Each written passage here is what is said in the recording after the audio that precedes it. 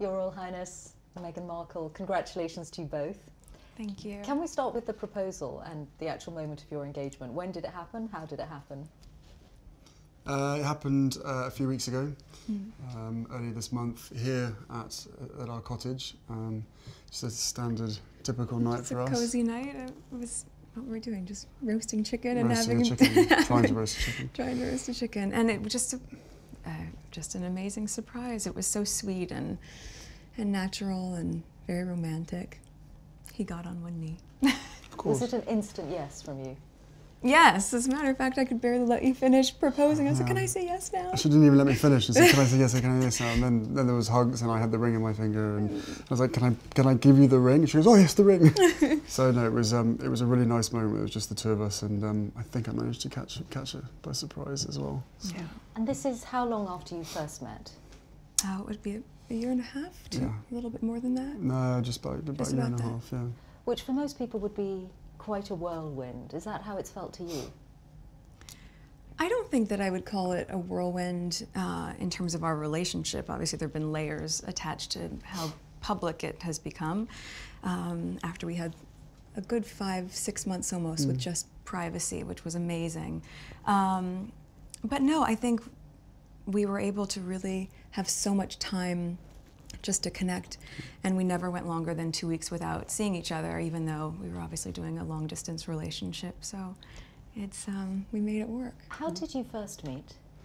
Yes, we first met. We were introduced actually by a mutual friend, who we should protect her privacy and not reveal too much of that. And but it was literally through her, and then we met once and then twice back to back, 2 dates in London.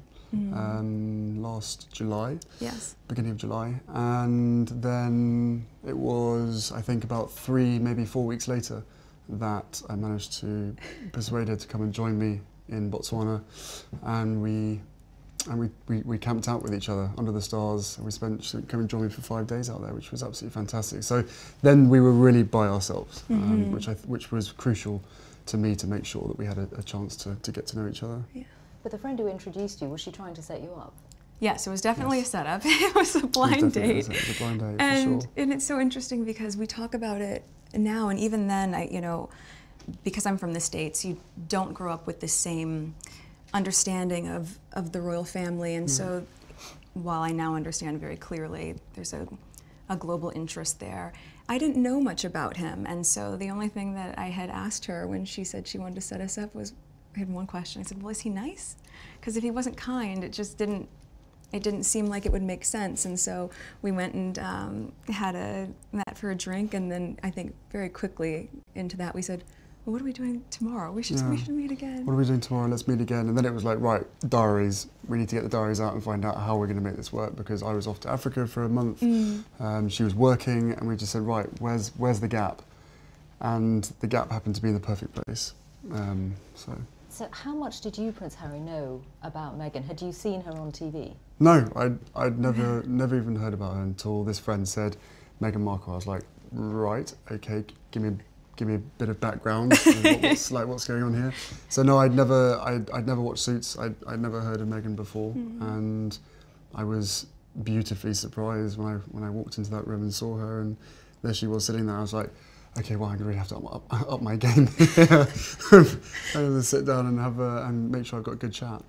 I think for both of us, though, it was really refreshing because, given that I didn't know a lot about him, everything that I've learned about him, I learned through him, as opposed to having grown up around different news stories or tabloids or whatever else. Anything I learned about him and his family was what he would share with me, and vice versa. So for both of us, it was just a really authentic and organic way to get to know each other. And was that quite refreshing for you in the way that you've been brought up, with a lot of people knowing a lot about you? Was it refreshing? Or thinking they know. Or thinking they know. Exactly. Yeah, no, it was hugely refreshing to be able to get to know someone who isn't necessarily within your circle, doesn't know much about me, I don't know much about her. So to be able to start almost afresh, right from the beginning, and getting to know each other step by step. And then taking that huge leap of only 2 dates, and then going effectively on holiday together in the middle of nowhere, and showing a tent together and all that kind of stuff. It was No, it was fantastic. It was absolutely amazing to get to know her as quickly as I did. And starting a long-distance relationship, you were working on Suits, you had, I imagine, a packed filming schedule. You've got lots of commitments of your own. How hard was it to keep things going? It was, yeah. It was just a choice, right? I think that very early on when we realized we were going to commit to each other, that we knew we had to invest the time and the energy and whatever it took to make that happen. And so yes, with the filming schedule, it was not the easiest because it of course included a lot of travel back and forth, but... I don't think you've had any idea what time zone you've been on for the last year and a half. No.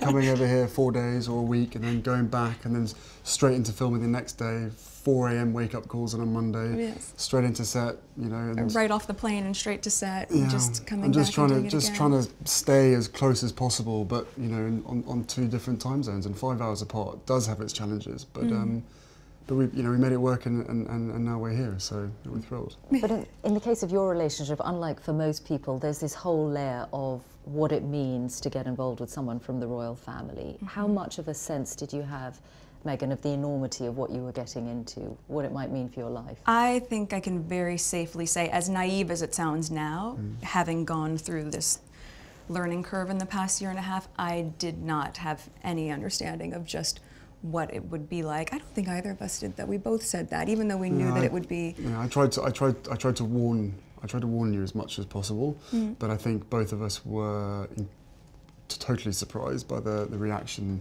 after the first 5-6 months of what we had to ourselves of what actually happened from then. So I think you can have as many conversations as you want and try and prepare as much as possible, but we were totally unprepared for what happened after that. The scrutiny.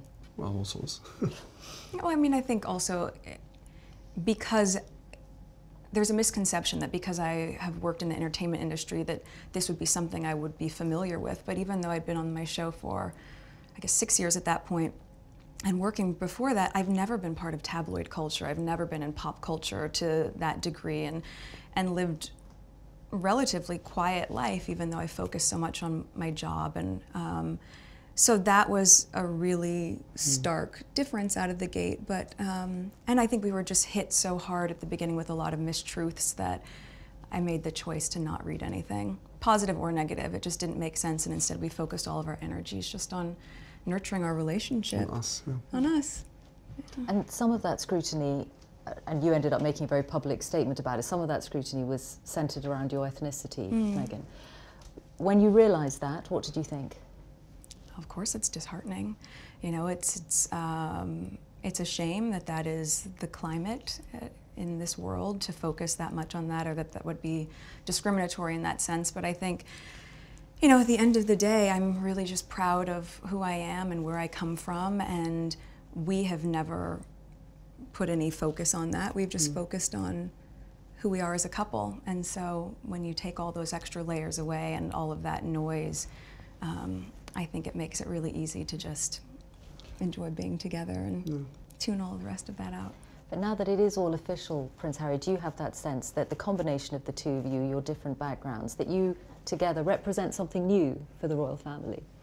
I don't know if it's something new. I think it's, you know, it's for me, it's an added member of the family. It's another team player as part of the bigger team. And you know, for all of us, all we want to do is be able to carry out the right engagements, carry out our work, and try and encourage others and the younger generation to be able to see the world in the correct sense, rather than perhaps having a distorted view.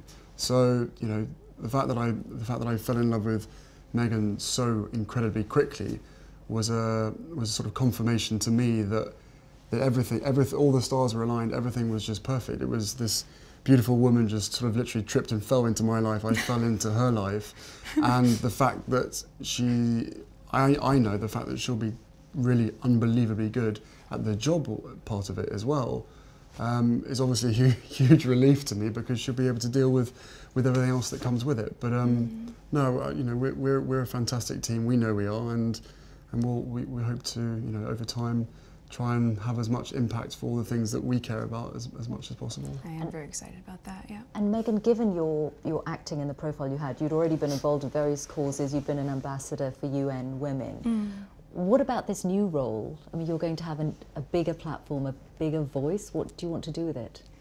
I mean, how... Sing. Can you imagine? No, I'm not a singer. I think what's been really exciting as we talk about the transition of this out of my career but into the role is that, as you said, the causes that have been very important to me I can focus even more energy on, because very early out of the gate, I think you realize once you have access or a voice that people are willing to listen to, with that comes a lot of responsibility, which I take seriously. And at the same time, I think in these beginning few months and now being boots on the ground in the UK, I'm excited to just really get to know more about the different communities here, smaller organizations who are working on the same causes that I've always been passionate about under this umbrella. And also being able to go around to the Commonwealth. I think it's just the beginning of a... There's a lot to do. There's a lot to do. And it's an immense change. You're getting a new country out of it, a husband obviously, but also giving up your nice, career. Yes, this is nice. Yes. But I don't see it as giving anything up. I just see it as a change. It's a new challenge. It's a new chapter, right? And also keep in mind, I've been working on my show for 7 years. So we were very, very fortunate to be able to have that sort of longevity on a series. And for me, once we hit the 100-episode marker, I thought, you know what, I have ticked this box, and I feel really proud of the work I've done there. And now it's time to, as you said, work as a team with you. Yeah. But do you have that sense of responsibility, Prince Harry, for what you're asking Meghan to do? Of course, that sense of responsibility was essentially from day one, or maybe a couple of months in, when I suddenly realised, actually, this is, you know, I know that I'm in love with this girl, and I hope that she's in love with me. But we still had to sit down on the sofa, and I still had to have some pretty, frank conversations with her to say, look, what you're letting yourself in for is, it's a big deal, and it's, it's not easy for anybody. But I know that, at the end of the day, she chooses me, and I choose her. And therefore, whatever we have to tackle together or individually will always be us together as a team. So, I think she's capable. That's so of, nicely said, isn't it? I don't know. She's capable of anything. And together, as I said, there's a hell of a lot of stuff and work that needs doing. At the moment, for us, it's going to be making sure that our relationship is always put first. But no, look, both of us have passions for wanting to make change for good, and with lots of young people running around the Commonwealth, that's where we're going to spend most of our time, hopefully. And it was really one of the first things we connected on. It was one of the first things we started talking about when we met, was just the different things that we wanted to do in the world and how passionate we were about seeing change. I think that was that's what got date 2 in the books, probably. Plenty to talk about. Children? Not currently, no. No, of course, I think one step at a time, and hopefully we'll start a family in the near future. Have you met each other's families, I imagine? Yes, his family's been so welcoming, and You've met quite a few of them, actually. I have, on both sides of his family, his mom's side as well, which has been really important to me too. But yes, the family has been great, and over the past year and a half, we've just had a really nice time getting to know them and progressively helping me feel a part of not just the institution, but also part of the family, which has been really, really special. Trying to track them down and make sure that they're around at the same time that she's popping in without telling too many people. And so we've actually done incredibly well to make sure that you've met all the key people. So does that mean a lot of the time that you've been together in this last year and a half, you've been at home a lot? Yes. No, we had to sort of reverse the whole process, and cosy nights in front of the television, cooking dinner with just the two of us by ourselves in our little cottage, rather than going out for dinner and being seen in public. So we reversed the whole process, which is it's provided different opportunities, and it's made us a hell of a lot closer in a shorter space of time. That's true. That's without question. So if anybody else at home is listening, then maybe slow down on the dates and maybe spend more time at home. But no, it's for us. It's an opportunity to really get to know each other without other people looking or trying to take photos on their phones and all that kind of stuff. With that comes with the job, comes with the role. But well, where possible, yes. Yeah. And we were able to really get to know each other that way. But also then to go and have friends over for dinner, or to go to his family for tea, or any of those sort of things. And even, you know, just to take the time to be able to go on long country walks and just talk. We've been all over the place. Have you met the Queen? I have, yes. A couple of times. What was that like? A couple of times. It's incredible. I think, you know, to be able to meet her through his lens, not just with his honor and respect for her as the monarch, but the love that he has for her as his grandmother. All of those layers have been so important for me, so that when I met her, I had such a deep understanding, and of course incredible respect for being able to have that time with her. And we've had a really, she's an incredible woman. And the corgis took to you straight away. That's true. For the last 33 years been barked at. This one walks in absolutely nothing. Just laying on my feet during tea. It was very sweet. And it's just like, oh. That has to be a good sign. Speaking of dogs, have you brought yours to the UK? Well, I have 2 dogs that I've had for quite a long time, both my rescue pups, and one is now staying with very close friends, and my other little guy is, yes, he's in the UK. He's been here for a while. Okay, let's hope he adjusts well. I think he's doing just fine. What was it like introducing Meghan to your father and your brother?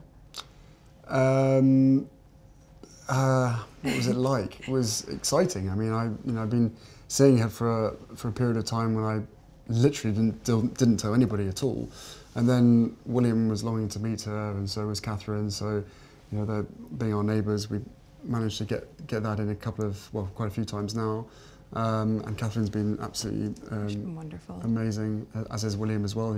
Fantastic support, and then my father as well. We had a couple of, no, more than that. We've had a handful of teas and meetings and all sorts of gatherings over at his place as well. So no, the family together have been absolutely solid support, and my grandparents as well have been wonderful throughout this whole process, and they've known for quite some time. So how they haven't told anybody is again a miracle in itself. But no, the whole family have come together and have been a huge amount of support. They've been amazing. And Meghan, your parents, do you think, while very happy for you obviously, do you think they have worried at all about the scale of what you're getting into? Well, I'm sure at the onset, both my parents and my close friends were concerned, because we got very quickly swept up in a media storm that, as I shared, was not part of my life before that, but they also had never seen me so happy. And I think also once my friends, were able to really meet Harry and my mom, who we've spent a lot of time with, who was so much fun. Your mom's amazing. It was just, it was just obvious that no matter what we were being put through, that it was just temporary, and that we were going to be able to get through that. So everyone was really happy with me. He's talked to my dad a few times, hasn't been able to meet him just yet, but it's all been worth every effort. Yeah, it's been great. Your ring. Oh yes. Tell us about your ring. The ring is obviously yellow gold, because that's what, her favourite, and the main stone itself I sourced from Botswana. And the little diamonds either side are from my mother's jewellery collection, to make sure that she's with us on this crazy journey together. And it's beautiful, and he designed it. It's incredible. Yeah. Yeah. And make sure it stays on that finger. Of course. What does it mean to you, Meghan, to have those stones on your finger that once belonged to Princess Diana?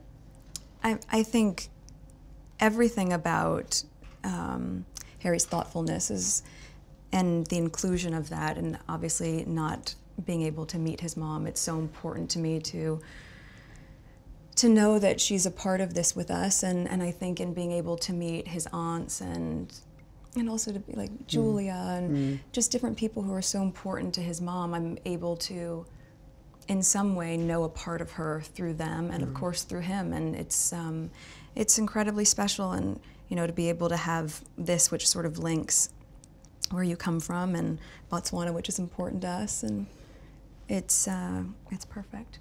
What do you think your mother would have thought of Meghan or said about Meghan? Oh, they'd be thick as thieves, without question. I think she would be over the moon, jumping up and down, you know, so excited for me. But then, as I said, would have probably been best friends with Meghan. So no, it is days like today when I really miss having her around and miss being able to share the happy news. But you know, with the ring and with everything else that's going on, I'm sure she's with us. I'm sure she's with us. Yeah, you know, jumping up and down somewhere else. Prince Harry, Meghan Markle, thank you both very much. Thank you so much. Thank you very much.